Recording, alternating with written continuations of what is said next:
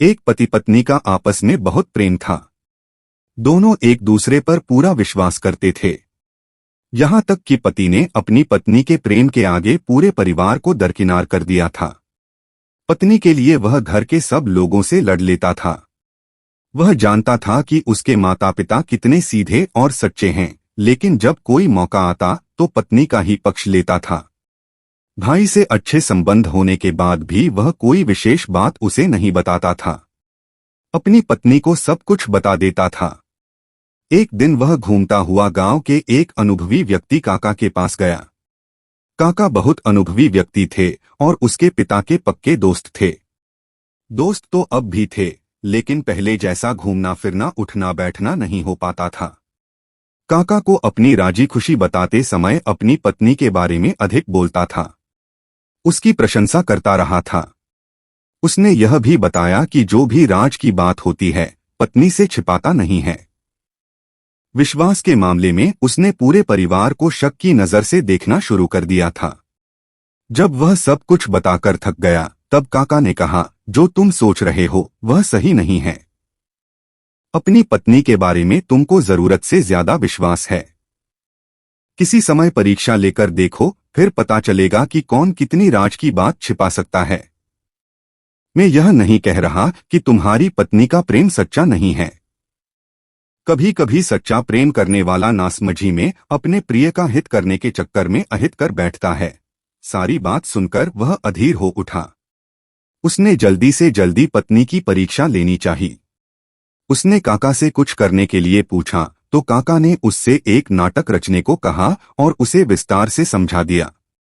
एक दिन रात के समय वह एक कटा तरबूज अंगोछे में लपेटे हुए लाया। उसकी पत्नी ने देखा अंगोछे से टपक टपक कर ताल बूंदें गिर रही हैं। वह अपनी पत्नी से बोला, देख किसी से कहना मत, मैंने एक आदमी का सिर काट लिया है। इसे छिपाना है, नहीं तो मुझे सिपाही पकड़ लेंगे और मुझे फांसी की सजा मिलेगी। उसने अपनी पत्नी से एक फावड़ा मंगवाया और घर के बाएं ओर थोड़ा चलकर एक पेड़ के नीचे उस अंगोछे में लिपटे तरबूज को रख दिया। वहीं उसने एक गड्ढा खोदा और उसमें उस तरबूज को अंगोछे सहित गाड़ दिया। ऊपर से मिट्टी डालकर वह जगह समतल बना दी। उसकी पत्नी इस घटना से बेचैन हो उठी। अपने पति से कुछ नहीं कहती थी, बल्कि अंदर ही अंदर घुटन महसूस कर रही थी। उसे एक दुख सा महसूस होता था। अब वह मन में रखे इस बोझ से हल्का होना चाहती थी।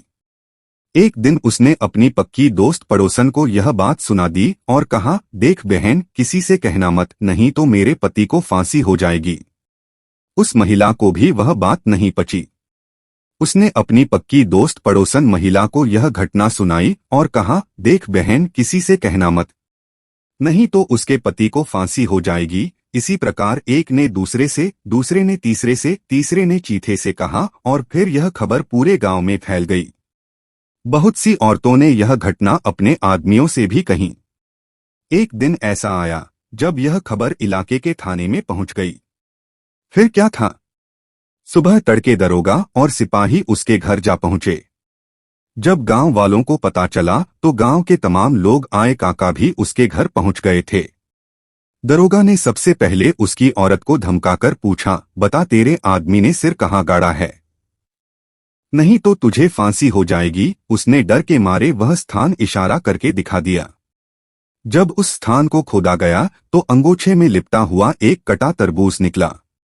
जब उसके आदमी को डांटा गया तो उसने पूरी घटना कह सुनाई। काका ने भी कहा कि इसने अपनी पत्नी की परीक्षा लेने के लिए यह किया था। सब लोग चले गए। दरोगा भी चला गया। वह अपने पति के आगे पानी पानी हो गई। अपनी पत्नी के सामने ही उसके मुंह से निकल गया, तिरिया से राज छिपे न छिपाए।